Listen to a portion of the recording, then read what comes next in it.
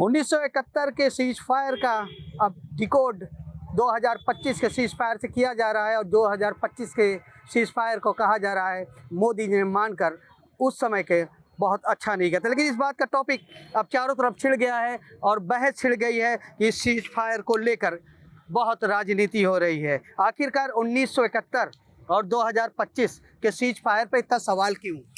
देखिए, सवाल ये उठ रहा है कि सरकार क्या कर रही है।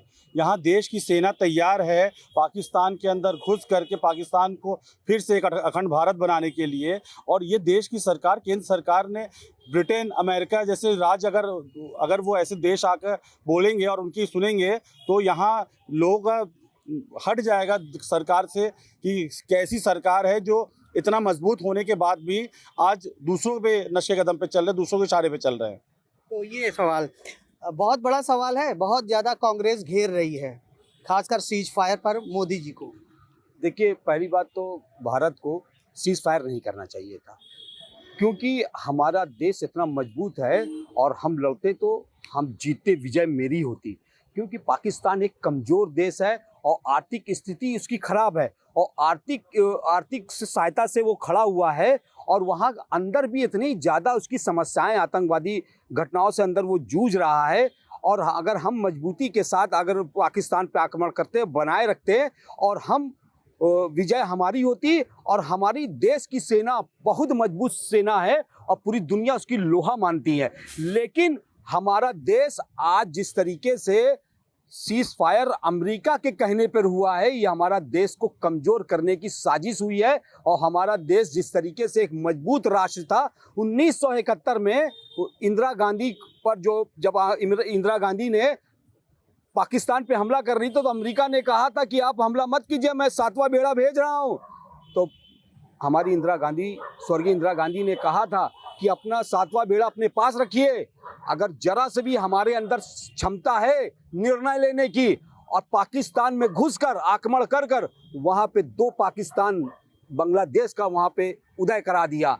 ये एक सशक्त प्रधानमंत्री की एक मजबूत आपके मुताबिक मोदी जी ने जो डिसीजन लिया या केंद्र सरकार ने जो डिसीजन लिया वो सही नहीं है, गलत है, पूरी तरीके से गलत है। आज मोदी जी अमेरिका से लव लेटर लिख के कह रहे हैं मुझको पाकिस्तान मार रहा है, मुझको बचाओ, मुझको बचाओ। ये नीति अपना रहे सिर्फ किसके लिए?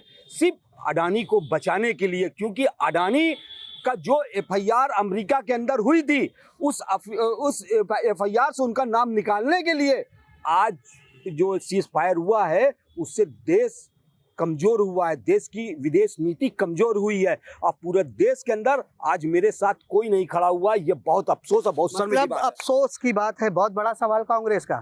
कांग्रेस कह रही है कि ये सीज फायर जो मोदी जी ने वापस लिया है ये बहुत अच्छा कदम नहीं था, इंदिरा जी ने बहुत अच्छा कदम उठाया था। देखिए, कांग्रेस कभी बहुत मजबूत हुआ करती थी और आज कांग्रेस मानसिक विकलांग है। मोदी जी ने फैसला किया है वो एकदम सही है। हमने युद्ध किया ही नहीं था, हमने तो सबक सिखाया था और हमने आतंकवादियों के उन ठिकानों को ख़त्म किया था। और मेरा प्रयास भी यही है, भारत हमेशा ये प्रयास कर रहा है कि हमारा न तो किसी पड़ोसी से लड़ाई हो, न किसी दूर के क्षेत्रों से लड़ाई हो। हमें लड़ाई नहीं चाहिए, हम शांति वाले लोग हैं। हम उस तरीके की सोच रखते हैं कि भाईचारा रख करके वसुधैव कुटुंबकम की धारणा पर काम करते हैं।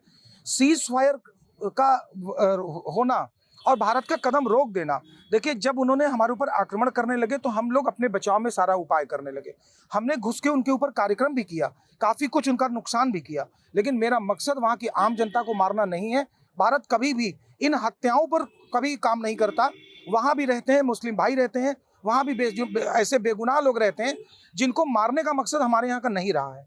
तो सीज फायर बहुत अच्छा हुआ है, लेकिन एक बात तय है कि अगर गोली चलेगी तो यहाँ से बारूद चलेगा, बम चलेगा और इसमें कोई गोला चलेगा, इसमें कोई दो राय नहीं है। लेकिन अगर कांग्रेस ये कहती है या कांग्रेस के लोग कहते हैं कि सीज फायर करके या उनकी कहना मान करके 71 का उदाहरण दे करके, तो आप ये जान लीजिए हमें हत्याएं नहीं पसंद हैं, हमें युद्ध नहीं पसंद है।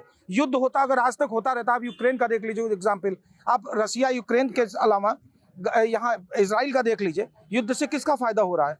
युद्ध से किसी का फ़ायदा नहीं है। सबसे बढ़िया ये है कि बेहतर था यही, आतंकवादियों को वो सरेंडर कर दें, दे दें। और इसमें इंटरनेशनल कूटनीति ही काम कर रही है भारत की, और ये बहुत अच्छा कदम है। मोदी जी के हर स्टेप पर मुझे पूरा विश्वास है कि भारत के लोगों की अमन चैन को बरकरार रखने का ही ये कदम है।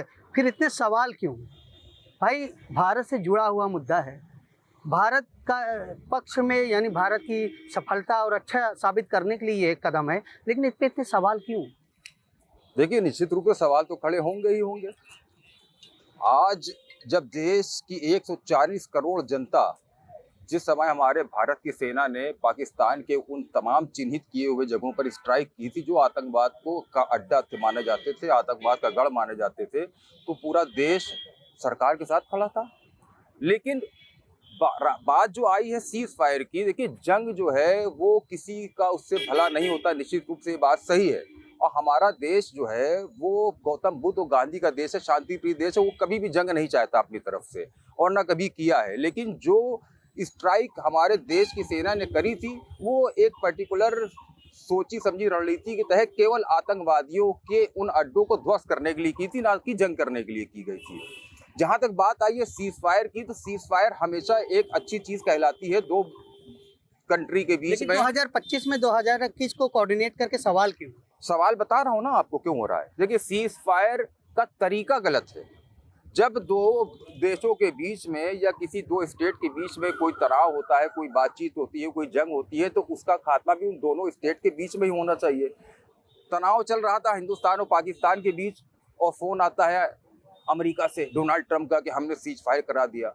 आप कौन होते हो भाई सीज फायर करा देने वाले? आपने क्या पूछा था हिंदुस्तान से? या तो आप ही हमारे देश की सरकार ये बताए कि हाँ साहब हमारी बात हुई थी, हमने सरेंडर कर दिया, हम नहीं लड़ना चाहते। लेकिन हमारी सरकार ने ऐसा कुछ भी नहीं कहा। आज हमारी सरकार की सेना की तरफ से आधिकारिक बयान आता है कि हम ऐसा कुछ भी डिस्क्लोज नहीं करेंगे कि हमने किस एम्यूनेशन का इस्तेमाल किया, क्या चीज़ें किए हमने और हमने कितने लोगों को मारा, हम गिनती में नहीं बता सकते। तो ये तमाम चीज़ें एक्चुअली सीज फायर से हमारा ऑब्जेक्टिव हमको मिला या नहीं मिला, सवाल इस बात पे विपक्ष ये पूछना चाहता है कि एक्चुअली ये जब हमने स्ट्राइक करी थी तो हमारा ऑब्जेक्टिव क्या था, और जब सीज फायर हुआ तो हमारा ऑब्जेक्टिव क्या हमको मिला? क्या वो आतंकवादी जो 4 इस देश में घुस कर जिन्होंने हमारे बेगुनाह लोगों की, हमारे भारतीयों की हत्या की थी, क्या वो पकड़ में आए?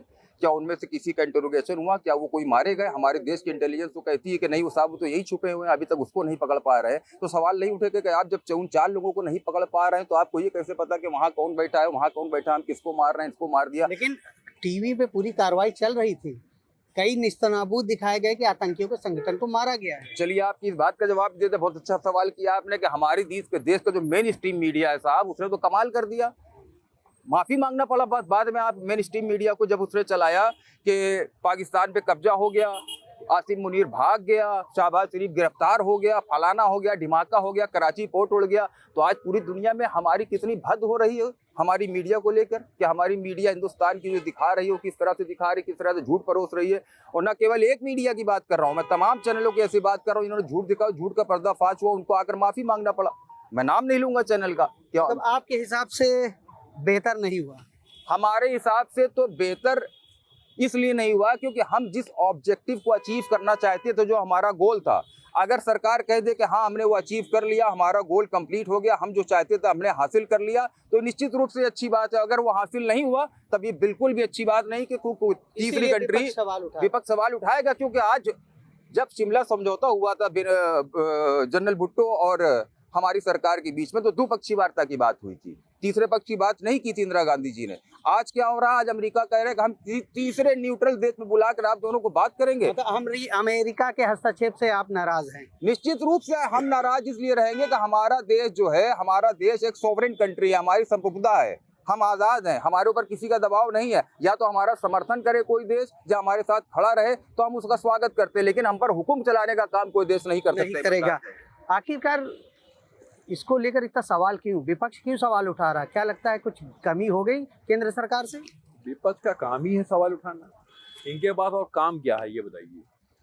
मोदी जी ने कुछ भी किया सवाल उठाना है, अच्छा किया तो नहीं बोलना है, और जो खराब किया तो तुरंत कोई खराब किया ही नहीं उन्होंने। और अगर उन्होंने सीज फायर की बात किया तो क्या गलत किया? मैं जानना चाहता हूँ कि ये यही लोग हैं जो कह रहे हैं। और अमेरिका की बात, तो अमेरिका तो कोई मतलब ही नहीं है।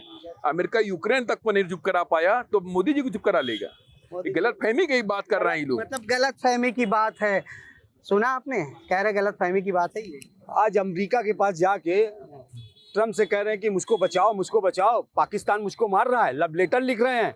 और किस तरीके से बात कर रहे हैं आप पूरी तरीके से देश को एक ऐसी ला के खड़ा कर दिया। आपकी विदेश नीति, हमारी विदेश नीति को इन्होंने खराब कर दिया। जहां पूरा देश, पूरी दुनिया मेरे साथ खड़ी थी, आज पूरी दुनिया मेरे साथ खड़ी नहीं है। ऐसी नीति, विदेश नीति बना दी है। और एक चीज और बता दे रहे हैं कि अगर हम लड़ते ना तो पाकिस्तान को एकदम समाप्त कर देते हैं। लेकिन हमारी जो प्रधानमंत्री जो जिस तरीके से उन्होंने अमेरिका के कहने पर जाके घुटने टेके हैं, ये बहुत गलत किया, देश हित में नहीं है। और इसको भाजपा को और इसको मोदी जी को, बीजेपी को मानना पड़ेगा। कदम पीछे या आगे?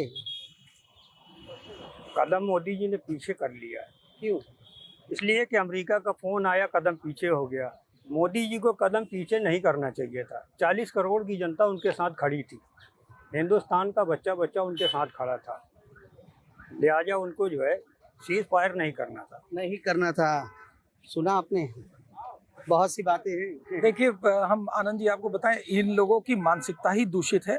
और हम बार बार ये कहेंगे, ये बार बार ये कह रहे हैं कि मोदी जी ने कदम पीछे कर लिया, उनका फ़ोन आ गया, उनका लव लेटर हो गया। कितनी वाहियात बातें हैं ये। भारत के पक्ष में जो फैसला होगा वो हमारे प्रधानमंत्री करते हैं, और वही उन्होंने किया। कोई कदम पीछे नहीं उठा। हमारा जब टारगेट आतंकवाद है तो हम युद्ध करने क्यों जाएं? और वो भी युद्ध किस बात के लिए करेंगे? हमें पीओके चाहिए, उसके लिए एक अलग चर्चा होगी।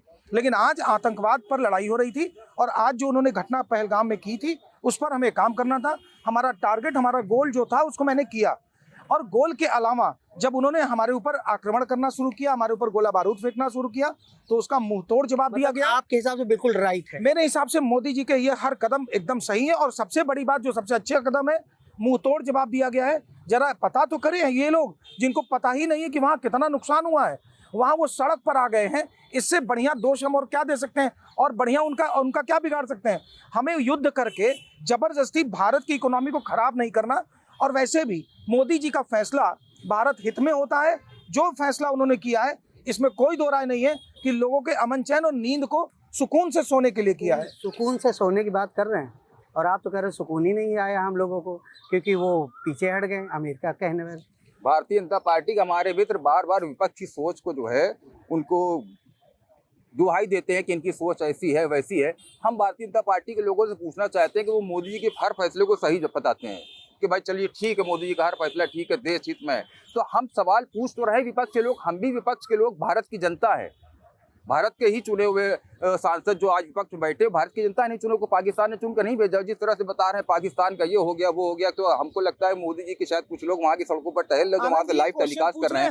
मैं आपको क्वेश्चन पूछ ले, मैं सवाल पूछ रहा हूँ कि आखिर वो 4 लोग आज कहाँ हैं जो आतंकवादी घटना को अंजाम देकर हमारे ही देश में छुपे? हमारे देश के गृह मंत्री क्या कर रहे हैं? हमारे देश की जो आंतरिक सुरक्षा के लोग हैं वो क्या रिपोर्ट दे रहे हैं, क्या बता रहे हैं कि आखिर वो कहाँ छुपे? उनके पर अब तक उन पर कार्रवाई क्यों नहीं की गई? सीमा पार से आए, फैसला लिया गया, देश हित में लिया गया होगा, कुछ तो फायदे होंगे। देश हित में अगर लिया जाता तो मोदी जी सामने आते, देश को बोलते कि देश के हित में मैं ये फैसला लेने जा रहा हूँ देशवासियों, और मेरे फैसले का स्वागत करना। मोदी जी तो बैठे तो फोन तो अमेरिका से आ रहा है कि तुम ये करो, ये नहीं कहा जा रहा है कि आप ये मान लीजिए हमने सीज फायर करा दिया। आप ट्रम्प का बयान सुनिए ना, सीज फायर करा देना और सीज फायर के बाद बात को मानकर आप दोनों बैठ जाना, दोनों बहुत फर्क होता है। बहुत फर्क होता है। देखिए, पाकिस्तान ने गंदी हरकत करी जो युद्ध करने लगे, और युद्ध करके मुंह की खा गए।